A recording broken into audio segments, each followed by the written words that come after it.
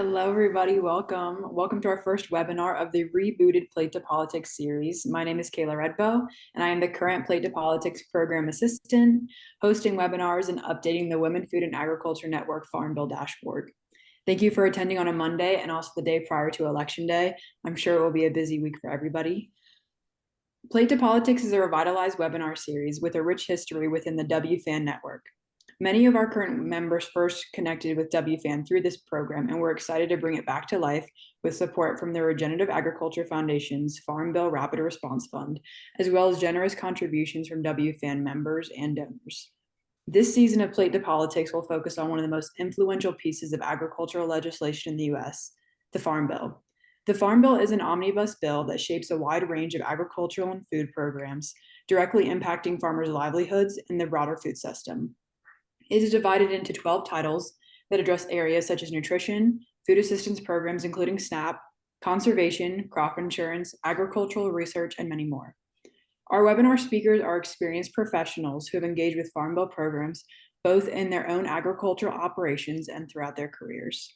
Their insights will help shed light on how this legislation affects not only farmers, but also local communities, schools, and food systems nationwide.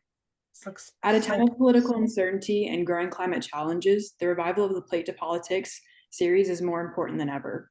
This series serves as a platform to empower voices in agriculture, foster policy engagement, and strengthen the connections between food, farming, and advocacy. I am honored to introduce Denise O'Brien, a founding mother of Women, Food, and Agriculture Network, who will be kicking off our Plate to Politics webinar series. Denise O'Brien is a farmer and community activist from Atlantic, Iowa. She has farmed with her husband, Larry Harris, for 50 years. They have 3 children and 8 grandchildren. Denise has dedicated her life to strengthening agricultural and rural communities through advocacy, education, and hands-on leadership. With experience spanning local, state, national, and international levels, Denise has worked extensively on agricultural policy development, conservation, and the empowerment of women farmers and landowners. A lifelong farmer and community leader, Denise co-founded the WFAN, helping to connect and support women in sustainable agriculture. She has also served as chair of the board of directors for Pesticide Action Network of North America and served on the board of Sustainable Iowa Land Trust, which protects farmland for future generations and supports beginning farmers. Denise currently serves on the board of the Iowa Organic Association and the Cass County Food Policy Committee and is the chair for the County Democratic Party. She and her husband recently co-founded the Nishnabotna Water Defenders, a nonprofit advocacy group focused on defending the rights for clean water. Her work extends far beyond Iowa. From 2011 to 2012, Denise served as an agricultural advisor in Afghanistan, deepening her understanding of the challenges and resilience of women farmers worldwide. Recognized for her tireless service, Denise has received numerous awards, addressed the United Nations in 1997 on behalf of the world's farmers, and was inducted into the Iowa Women's Hall of Fame in 2000. A passionate advocate for civic engagement, she's run for several public offices, from local school board to Iowa Secretary of Agriculture and the Iowa legislature, always driven by her commitment to community and the future of farming. Please join me in welcoming Denise O'Brien, a farmer, leader, and tireless advocate whose heart for community and hope for the future continues to inspire us all. Welcome, Denise. That makes me cry. And I want you all to meet Larry. He's back here. He's a lot of the reason why I've done what I've done in my life. Larry and I've always teased him about being the most feminist of feminists that I know, because he's very non-judgmental about people. And I wrote an article years ago about the progressive men who called themselves feminist and who didn't really live up to that term. And so anyway, he may stay for a little while, but he's got work to do. It's a nice day outside. So, and thanks everybody for coming. It's just, I've spent the morning I'm trying to write my memoir. I've been trying to write my memoir since 2014. And people who have heard me say this for that many years are saying, okay, I give up, just write it or don't talk about it anymore. So I'm really trying to do that. So when I do that, I do some research. I do research so I can remember things. And so this morning I got caught up in the first title that came up under my name was uh, feminism, picket fence, and protests or something like that. And I thought, oh, wow, this is good. And so I had to read through that. So people have done papers about me that I've never really seen. And it helps me remember things and things that have I totally so I'm sharing some of those with you today. I'm sorry for being kind of here and there, but I found about 4 or 5 different articles and places, references that you all can look at and say things. But plate to politics is so critical. Um, and tomorrow's election day here, and we know what we are all living in, what world we are all living in now, and it's quite disconcerting. And so women really have to step up, and women have been stepping up, and that's what happened in my early days of resistance. It was with the anti-war movement, and you'll see references to me living in an anti-war commune in California in the Bay Area, and and going from there, and then coming to Iowa, and not thinking I would stay here. I traveled around and did things, but I met this guy in a bar, in a local bar, and we got married 6 months later. So and our activism. I learned to farm from Larry. He said he was going to be an organic farm, so I learned the language of agriculture here as an apprentice, on the farm, and and then the farm crisis emerged in the 80s, and it had prepared me so well to be a part of what was going on. And what I found out in the early part of the 70s, so many of you weren't even born then, the 80s, um, that that women called themselves farmers' wives and not farmers. And I had taken 2 years of apprenticeship with Larry. We didn't have those formal names then, but now I can use those terms because they're pretty common. Um, and learning the language of the issue that you're involved in is very critical, I think, to emerging political activity. So the farm crisis bloomed in 1981. We made up our minds that I would be an activist and Larry would stay home and take care of the kids and the farm. We were milking cows then, and and and that I would go out on the road and do what I'm good at talking. And I'm good at going off on tangents too. So pull me back if I get there, because there's so much. 50 years is an incredible amount of time. And I can't believe in my mind that feels like I'm like 30 or 40, that my body that's 76 years old is is interfering with some of that. Um, but and and I'm in my memoir, and this is part of what I'll talk about. I finally have found my narrative arc. It's been hard, but it's and this really fits into it. It's self-discovery and self-actualization. It's what how I came to be who I am, and where I went from there. So and all the doors that were not open to me going into this, and some of it was by men, and they're really nice people in that, but the door was never open. It was always closed, and sometimes literally it was. And so when I try to attempt to do things, people said, well, you can't do that.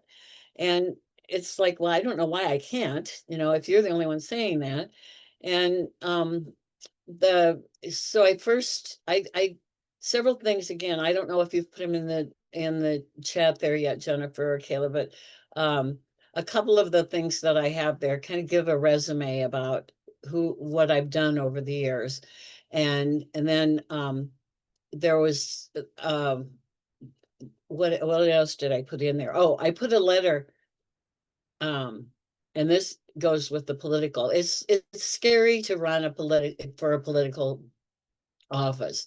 And in 1990 something, when my daughter was our youngest daughter, who's 40 something now, it was in kindergarten, I believe, I decided to run for board of supervisors in our county.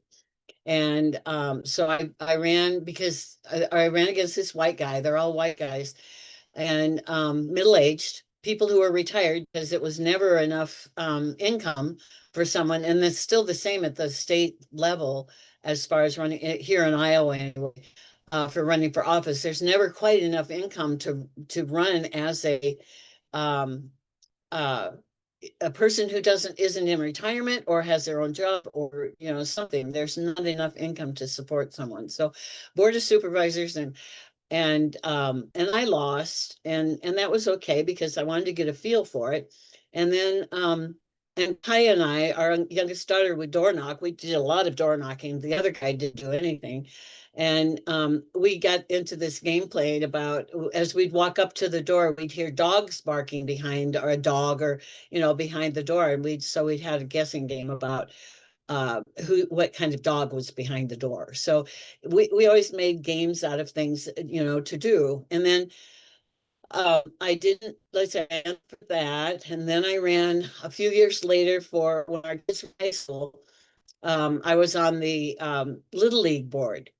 And so I served on the Little League board, and several years after that, I decided to run for school board. So I ran for school board, and I was uncontested. It was like, oh, this is going to be pretty easy. Well, 2 weeks before the election, a guy called me up who I thought was a friend. He was an ophthalmologist in our local town. And he called me and he said, Denise, he said, people are wanting me to run against you on the school board. And I said, and he wanted me to say, no, no, don't do that, And I said, it's an election. That's what our country's built on. This is democracy. So I'm not going to tell you. So he said, well, I'll be a write-in and I won't make it because write-ins never make it. And I said, no, you'll make it, he will.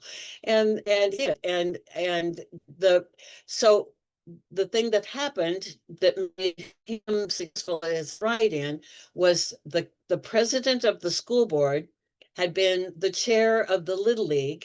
So this is small town Iowa, and he found it difficult to work. And so he didn't want me on school board, and because I asked questions and things.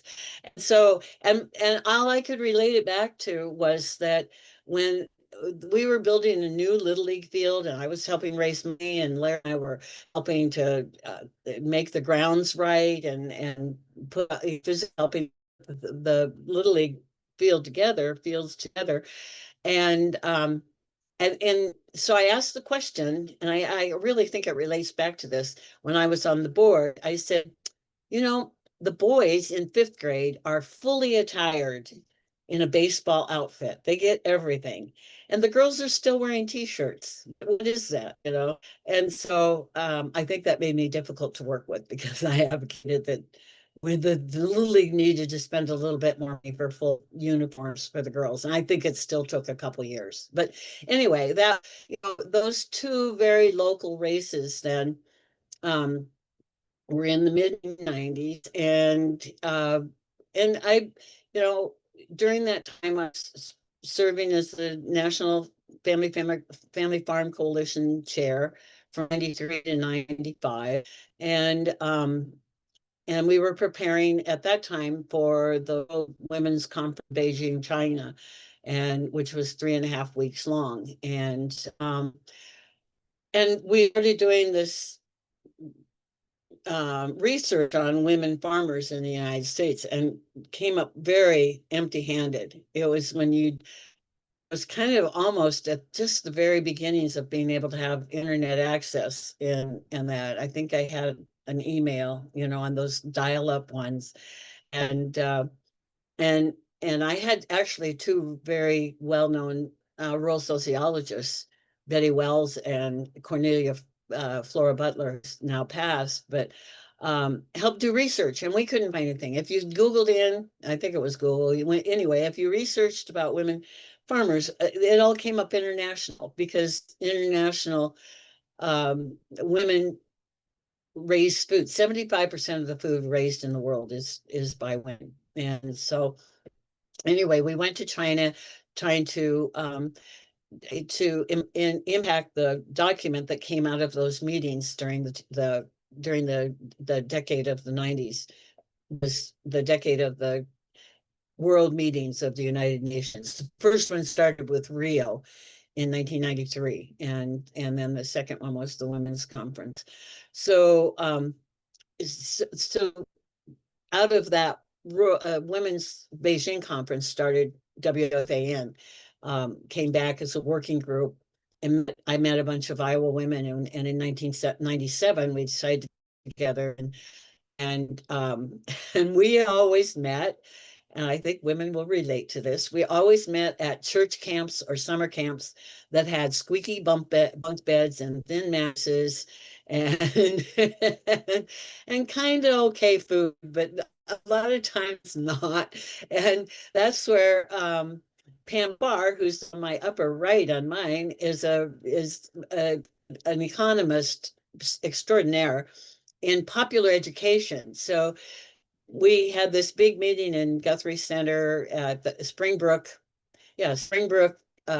Park, and stayed in the cabins there, and we all met out under the picnic tables. It was really nice weather, and we went through these exercises that Pam had developed, and she's a popular education person, so she had all these little games and things to play, and we'd start out with a drawing about a cornfield, and then we'd put in, oh, here's a deer eating the cornfield, and we'd end up in the world economy with corn, how corn was so incredible, and it's just such a good way to learn about how these things affect us at home. So, fast forward, we founded Women, Food and Agriculture. We went into the 2000s with different things going on. The former governor of Iowa, Tom Vilsack, who is now the former Secretary of Agriculture, got elected at the turn of the century, and I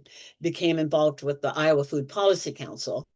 And that was and that took me to Des Moines a lot. I was in Des Moines a whole lot, and in Ames during that time, put a lot of miles on our car while Larry stayed home and took care of things. And and at one point in that time, between 2000 and 2004, I decided that I really was tired of speaking to the choir. We were all meeting in different places, but we were the same people talking about food insecurity, food, all this stuff, CSAs. And so it just so happened that the woman that was the Secretary of Agriculture decided to run for the Senate. So she was furthering her career by running for the Senate. And I believe that was the time that Tom Harkin served his last term. I'm almost sure, but I'm not, I couldn't say that for a fact.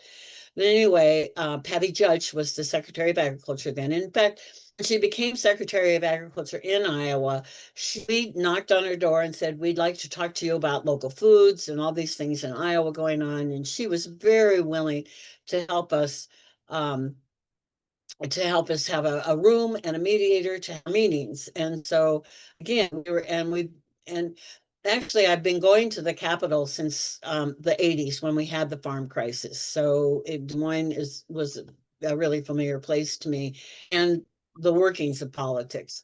So I called my friend Mary up one day and I said, Patty Judge was the Secretary of Agriculture, and she decided to run for Senate. So it was an open seat, and a good time to run for a political office. You're not running against an incumbent who has a reputation, maybe not a good reputation, but it seems like once you're elected, you always stay there unless you do something.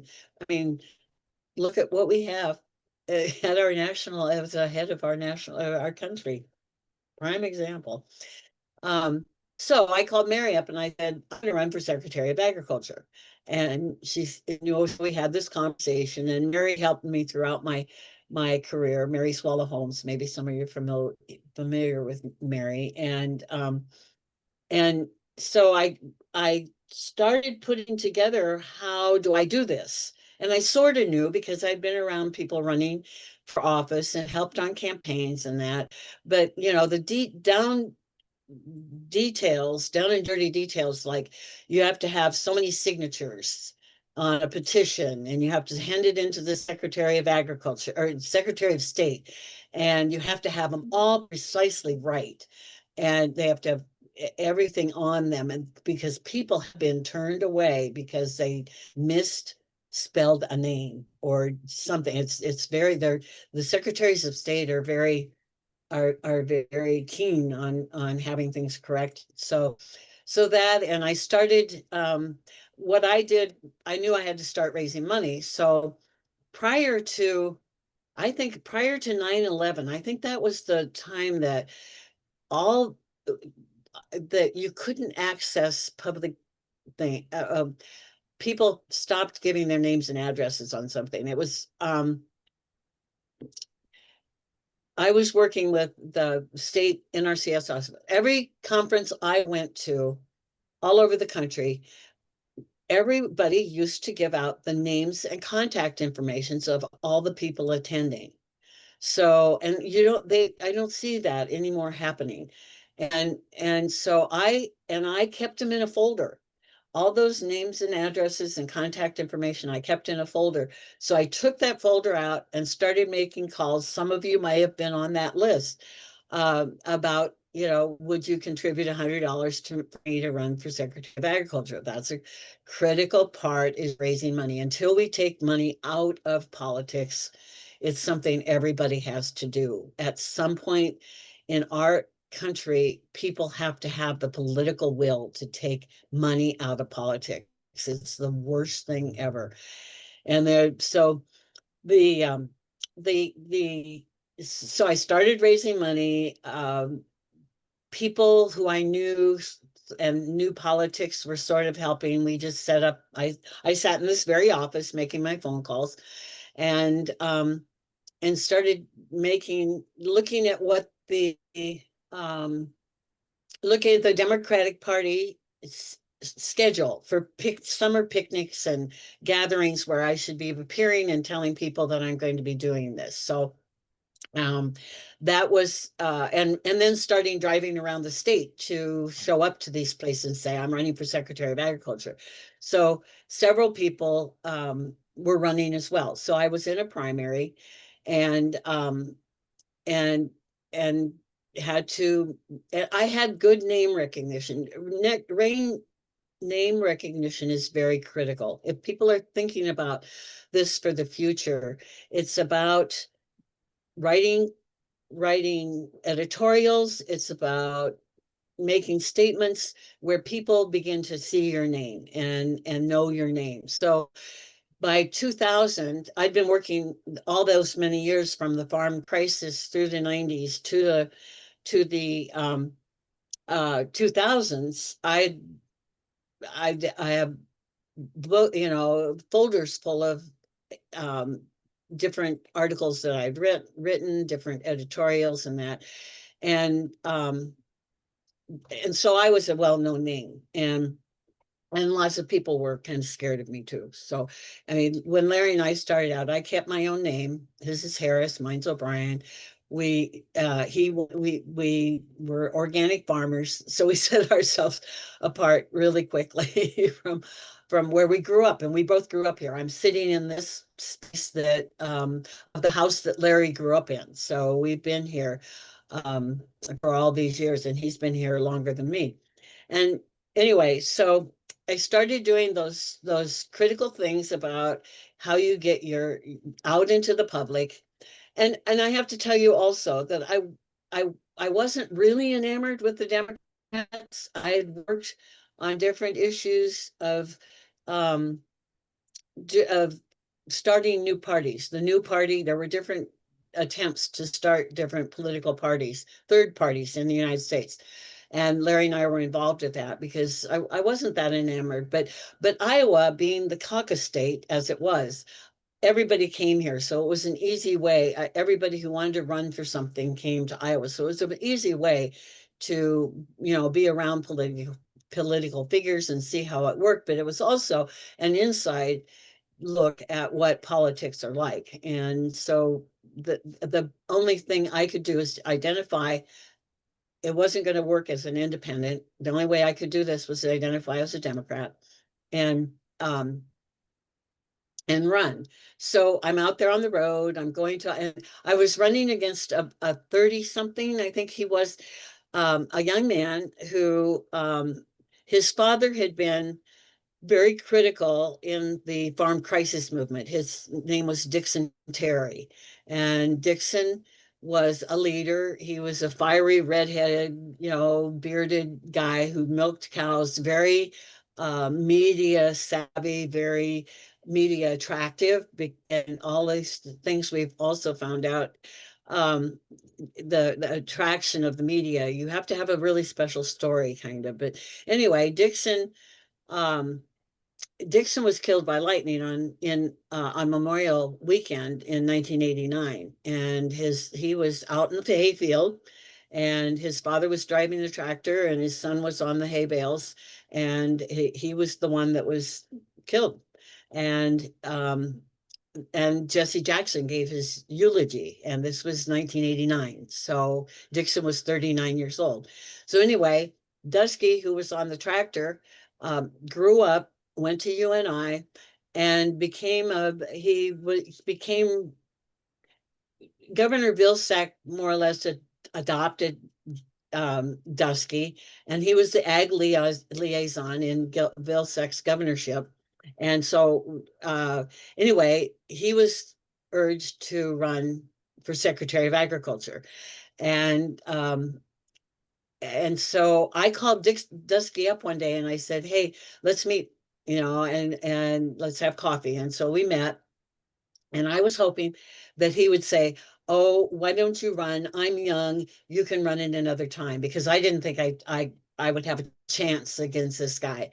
And he didn't say that, and we kept on. So here we are in running in this primary, but there was a real backlash about the governor picking him and supporting him so strongly. He was on all his brochures and everything.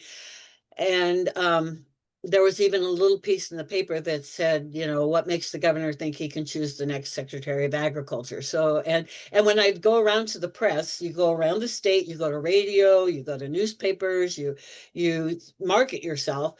And sometimes the journalists would say to me, "So what about the golden boy?" And you have to be very nice about how you say things. But anyway, I ended up there were many mornings. Larry will witness this, is the witness to this. And I'd wake up and I'd be crying, and I'd say, "I can't do this. I can't do this. It's not possible." And he said, "Well, you can't stop now." And I couldn't. I was in it, and I kept going. And even though because I'd show up at meetings where on the way I'd be driving, and I'd kind of try to put some makeup on when I wore makeup, and I'd rehearse what I was going to say and everything while I'm driving down the road. It was before cell phones. And I get to a meeting of Democrats, and Dusky would be there and he had been driven there by people who were in the governor's office who had taken the day off to take Dusky to the political events. So it was like, I get there exhausted, not being able to stand up hardly, and he'd be just, schmoozing with the crowd of basically white men. So, um, so it gives me a lot of stories to tell now, all these years later. But it was really grueling, and it was tough. But I beat him in the primary by 15 points. I beat him and I have to say that Governor Vilsack called me up that night that I won, and he said, "You won, stop by my office tomorrow and I'll write you a check. And he wrote me a big check to start my campaign out with. So knowing the political game, there you go. He knew and I don't know that I ever heard from Dusky, but anyway, Governor Vilsack helped start my campaign. But I have to say, when I showed up to some of these Democrat things, people said to me, "Oh, who recruited you?" And I thought, well, nobody really recruited me. I thought I could just, if I felt, if I felt confident and competent, that I could just run for Secretary of Agriculture. So, I hope in what I'm saying is not discouraging, because I made it through. Eventually I was the primary, winner, and and had just my campaign was on local foods, and it was against factory farms, against the hog factories, and it was and GMOs. That was early in biotechnology. And we ran I got training. I went to training. My first training was the legacy of Paul Wellstone. His children set up a political training, and I went to one in Sioux Falls, South Dakota, and learned Paul Wellstone techniques. And we loved Paul. He was a wonderful man. And during the farm crisis is when I met him and worked with him. So I went there, and we decided in my campaign we would have a bus similar to what Paul did. We had a school bus, and my son-in-law drove the bus around Iowa to every county, and it was a biodiesel bus. So he had a processor on the bus, and he and my daughter, it was before they were married. They got married during my campaign, of all times. But anyway, they had a biodiesel bus, and they went to all 99 counties in Iowa, and showed people how to make biodiesel out of restaurant grease. And people loved it when we were in parades, because the people who were behind us, we smelled like French fries. And so we'd be going down the parade route, and people say, "Oh, we really like this. This is great." So the important thing is to build in fun, and build in things, even though it's very stressful. And it's the same kind of thing about the times we're living in now. We have to build in a capacity to be able to maintain and to do the things that we think are important in our lives. So um, I was 15 days, no, 2 weeks before the campaign, I was ahead by 15 points, I think it was, of my opponent. And we were at this big gala that happens in Iowa in the fall. And and former President Clinton was giving the keynote at that gala. And at that very night, at midnight, the Des Moines Register, or before midnight, released the polls, and I was way ahead, and in 2 weeks before the election. And I just sent a knife through my gut. It just like, oh, this is not gonna, it's neat to know I'm that far ahead, but it really brings up all this stuff about what can the opponent do in these last 2 weeks. Well, and Farm Bureau did it, and they put out, they must have bought every phone number in Iowa, and they had this little old lady talk on the phone in a kind of a gravelly voice, and said that I was an animal killer. And they did this 72 hours before the campaign. And so, this is I think these are interesting points. I'm recording my history with you, but I'm also telling you the pieces that could be expected. And so the day that was the opponents, my opponents, found out in 1987 that Larry was charged with animal cruelty. And this developed out of we had some calves about 2 miles from here that we were paying another farmer to take care of. And the bridge was out between our house and the other farm. So we were giving him something, and he didn't take care of them. And we didn't know it. We didn't check up. We had this, honest, you just feel like when people say they're going to do something, they do something. So we have this trust.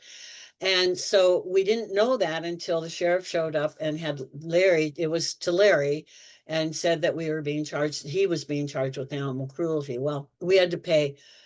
The animals were okay. We got it taken care of. And we paid a $350 fine, I think, to the Humane Society or something like that. The Republicans dug up that check. They had that canceled check wherever, and they put it up on their website. And I saw it on TV. I watched this happen, and my gut was to go in and tell the truth about what happened, tell the story about what happened. My political advisors said, and when I learned this I was also trained by Emily's List. They gave me a staff person, Emily's List did, and money. But the political hacks, the people who were on Harkin's staff and everything told me you deflect. You deflect from yourself. So they wanted me to concentrate on the fact that my opponent was buying land in Brazil, and a bunch of Iowa farmers were. So I was supposed to talk about this, and I had no experience. My gut told me they weren't right, but I went with what they said because they were professional people and they've been through this. And I really regret that. That's one thing I really regret. I think if I would have gotten on, I may have lost anyway, but people would have known the truth and not the lies. And and lies are such a part of our life these days. So I was supposed to deflect, and so then we get on this GOT bus oh, rally caravan throughout the state, and we were stopping at all the large labor halls, and everybody come out on stage and music would be playing, and rah rah rah. John Culver, Chet Culver was running for office then. I was on the bus with them. I was on with Harkin and with big names of people, and I met Obama during that time, and they all told me, to deflect. But we go to those rallies, and I was just on the verge of tears. It was so awful. It was just not fun. And knowing that I couldn't tell the truth, I guess, and it was part of it. So I lost by 3 percentage points. I was ahead two weeks beforehand. And I lost by 3.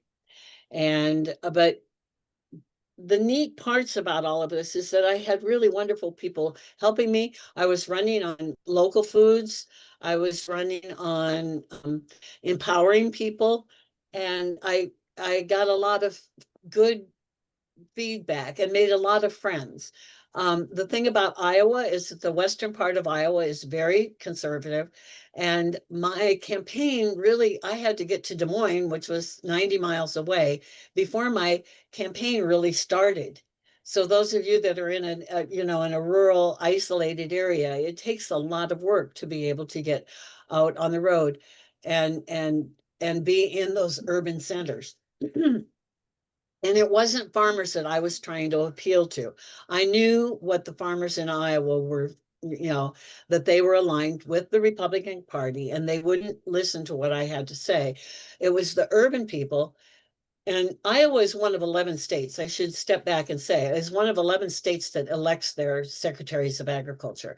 And another place that happened, or that does it, is North Dakota. And a very good friend of mine, Sarah Vogel, who you may want to look up sometime. Sarah wrote a book called The Farmer's Lawyer, and she pretty much did the suit against the Farmers Home Administration in against their discrimination against farmers in North Dakota. So The Farmer's Lawyer is an excellent book if you want to understand about the how the USDA was in the beginning of the farm crisis. And then the movie Country with Sam Shepard and uh, Jessica Lange. You can still find that movie, and it's very for real. It's a very good portrayal of what was going on during the 80s, the political, turmoil that I came out of in those times. So, I lost, I I withdrew from things for quite a while. Moving forward to 2025, I've helped start organizations. I've done things. I served. I used Tom Vilsack's name to serve in Afghanistan. I used him as a reference, and I got a job in Afghanistan for a year in 2011 to 2012 as an ag advisor. And I came back and did my CSA, and I stepped down from WFAN in 2007, I believe it was. I felt personally that took WFAN as far as I could take it. And so I passed it on to other people and have, advised from time to time, but never interfered, because I learned that, people have more ideas, creativity. Jules, you're on here. You've served in that capacity. Um, and if and I was of the mind that if WFN stopped with me, then that was okay, that I served a purpose. If it didn't go on, but it's gone on, and I'm very proud of the work that's done. And here I am to um here I am to start. I'm talking to you, and I'm a survivor of political upheaval and political times, and am very have had a very fulfilled life as an activist and trying to do things. I always push the envelope in looking at how uh, if you work inside the government or outside, and found out that it was meant to me for me to be on the outside. And I think some people need to come to that realization. It's not but I'll stop there because I could go on for hours more, and there might be some questions or anything. I don't want to take up all the time of this. Anybody? I think Kayla's got one maybe prepared. And then I I'll see there's pause when we open it up to everybody. I'll stop okay, the recording so you can okay. not have to be And shy. I see there's a lot of chat, and I haven't been able to look at it and talk to, so I I Yeah. apologize if there's things in there I should be answering. Go ahead, Kayla. No, you're good. Thank you so much, Denise, for sharing your story. I guess as of lately, or probably in the last decade, one of my biggest questions is what has motivated you to continue doing the work? And did your kids go into any type of policy or agriculture or environmental work? Um, yeah. Good question. Um, I guess what keeps me going is hope that things will change. And it's something that's maybe bred in me. I don't know. It's because things haven't changed that much. And you look at and actually the perspective of the fact that I met Larry 50 years ago, and he said he wanted to be an organic farmer, and now all these years later, organics is, you couldn't say the O word out loud then. So that's made progress. But it also gives you the perspective of how long change takes. And the thing that's with me now is that um, I won't be around when major change takes place, I think. I mean, I think we're in this place where things have to be really torn down before we can rebuild, and hopefully in better ways. And capitalism is at play here. There's a lot of things at play that haven't been good. The two-party system. There's a lot of things that maybe if things just go all to pieces, that means a lot of pain, that means a lot of heartache and things, but maybe that's where we have to rebuild out of that things.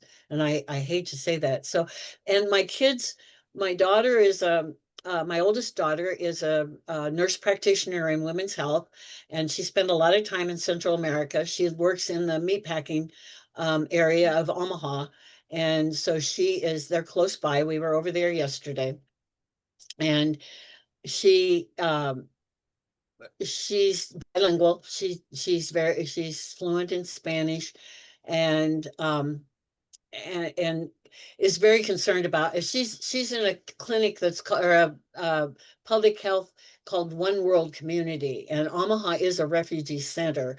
So she works mainly, her patients are expecting mothers who are working in the meatpacking industry. So, and they're very concerned about what's going on. Many of them are on Medicaid. If Medicaid stops, she may lose her job and that. But their family's very politically active. Their kids are. My granddaughter called me this morning and she passed her driver's test. So her oldest daughter Lila is 16 and thrilled that she's driving now. And then their son, and then they have they've adopted two children, two sisters that were abandoned on the streets of Omaha. And then, so they have four in their family. My youngest daughter in Colorado is a behavioral, she has a BCA BA. It's a bachelor's. She works with kids in early development, childhood development. She works with parents. And it's a rather new field, but she lives in Colorado Springs and works with parents with their children, and she can help diagnose issues around autism and spectrum, things like that. So she works in helping parents work with their children.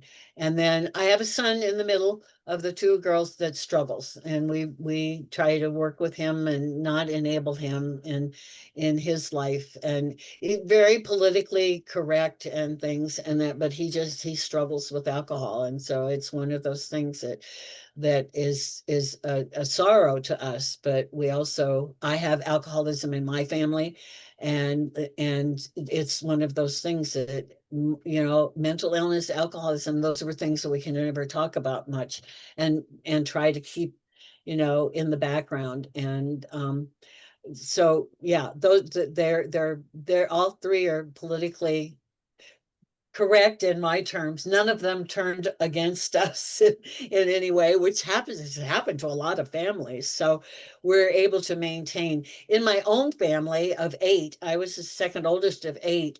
I have a brother who fights me a lot, and I've asked him to come out to the farm and sit on the porch with me. So it's mostly through texting, and asked him to come out and we can talk about this. I write two columns a week for my local paper, and I have a Substack called Firmly Rooted, and I write about issues. My last one was this weekend about no kings, and because people in our town said, we don't have any kings. Why are people out on the street? Maybe you've heard that in your own commentary in your own community. It's like, we don't have any kings. We fought that in 1776, and they're not getting it. And my brother's one of those people. And he says to me, we have a president, deal with it. And so my column this week ended with the words, this is how we're dealing with our current president. We're peacefully protesting. You deal with it. I didn't do it that directly to him, but I think he'll know that that was meant for him. So we're just in interesting times that people are torn apart in what we're at. And I really wish I were a little bit younger, because I think I would run for office again. I'm really tempted to. I ran for, I ran for Secretary of Agriculture, and then in 2018, I ran for the House of Representatives in Iowa, in the Iowa state legislature. And I would really like to do that again, but I wanted to have some time. And because these guys go in and they're mostly white guys, retired, and they don't have any opposition.